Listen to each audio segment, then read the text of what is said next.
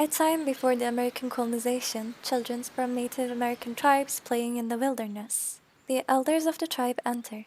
Look at them. They remind me of us when we were their age, running through the woods and learning the ways of the world from the elders. They grow fast, don't they? Just yesterday it seems they were taking their first steps. Now they are hunting small game and weaving with the same skill as their grandparents. I was teaching my nephew how to track deer this morning. He asked me why we don't take more than we need. I told him the story of the great balance. A good lesson. The Great Spirit gave us the land, the rivers, and the forests, not to own, but to care for. We take only what we need, so that it remains abundant for those who come after us. It's hard to imagine living without this connection to the earth, the animals, the stars. It's all part of who we are. We must always remember that. One day things may change. Strangers may come to these lands. They may not understand our ways or see the land as we do. What do you mean, elder?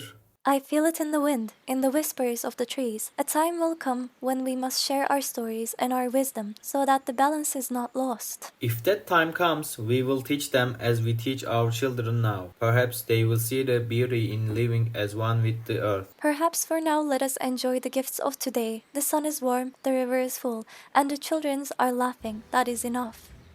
Throughout history, Native Americans were depicted as savages, uncivilized, and wild. This idea was embedded in our minds with the help of Hollywood movies, false history books, and much more. But why did America feel the need to antagonize Native Americans to this extent? What were they trying to cover up? To understand the why, we first need to explore how Native Americans were represented. Many Hollywood movies, like The Birth of a Nation or Stagecoach in the mid-20th century, portrayed Native Americans as hostiles rather than people living on their ancestral lands. They reinforced stereotypes of Native Americans as violent, aggressive, or primitive. By contrast, films like Spirit the Stallion, which portrayed Native Americans in a more positive light, were less common and even criticized for deviating from the dominant narrative of the time. These portrayals mattered because media, in its all forms, has the power to influence perspectives and shape public opinion, even beyond periods they depict. Unfortunately, films were not the sole source of these narratives. History books used in American schools often describe Native Americans as uncivilized or barbaric,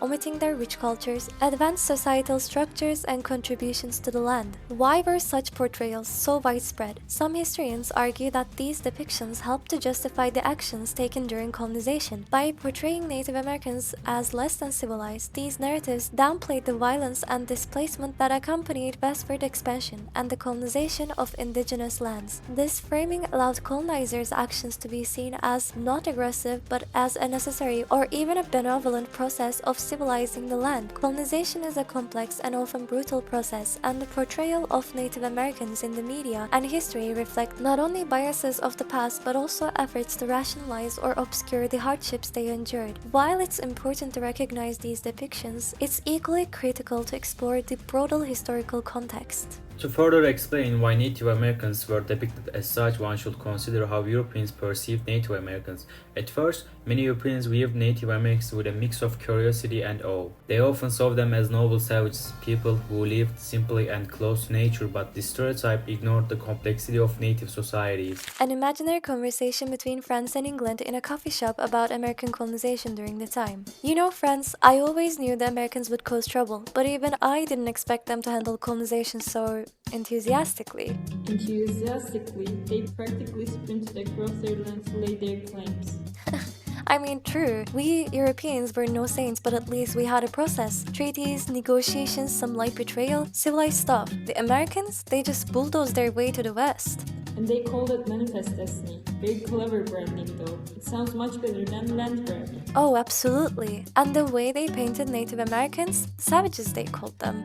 Meanwhile, the Americans are over there digging grave rolls through sacred lands and cutting down forests. And then there's the Trail of Tears, truly a dark moment. They called it relocation. Sounds like they were offering free trips to the countryside, not forcing entire nations to march thousands of miles. You have to admire the storytelling though, it's almost poetic, if it weren't so horribly misleading. To the Americans, masters of spin, purveyors of paradox, and creators of chaos. And to the Native Americans, who deserved far better than the stars, stripes, and cheddar treaties. Cheers to that.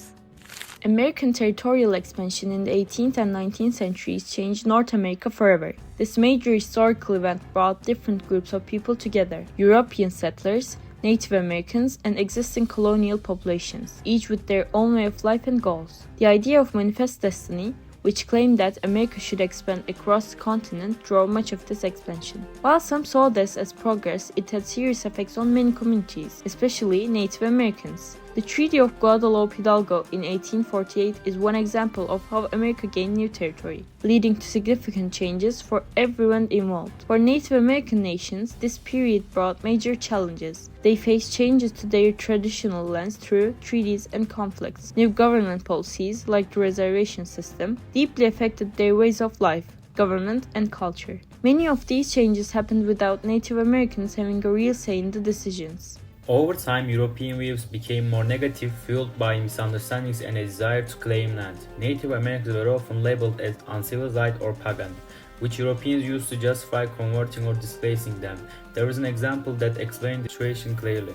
For example, explorers like Christopher Columbus and others were struck by the kindness and hospitality of the native peoples they met, calling them gentle and friendly and even admiring their way of life.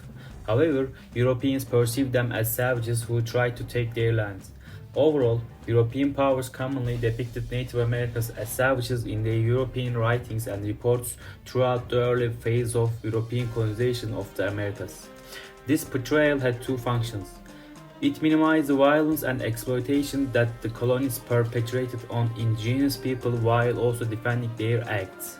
Europeans were able to justify their cruel colonial practices, including displacing entire villages, destroying civilizations, and using force to take territory by portraying Native Americans as primitive and uncivilized. Any moral unease that European settlers might have had over their treatment of indigenous people was resolved by this fabricated portrayal of savagery, which enabled them to justify their violent acts as essential to the progress of civilization. As America grew, new settlements and transportation networks appeared across the land. While this created opportunities for some, it often came at the cost of others, especially Native American communities who lost their ancestral lands. Leaders like Thomas Jefferson promoted this expansion as bringing liberty and progress, but the reality was more complicated. The effects of this period are still felt today. Current discussions about tribal rights, land ownership, and cultural preservation trace back to these events. By understanding this history from different viewpoints, we can better understand both our past and present challenges. This period wasn't simply good or bad. It was complex, with lasting effects that shaped America. Today,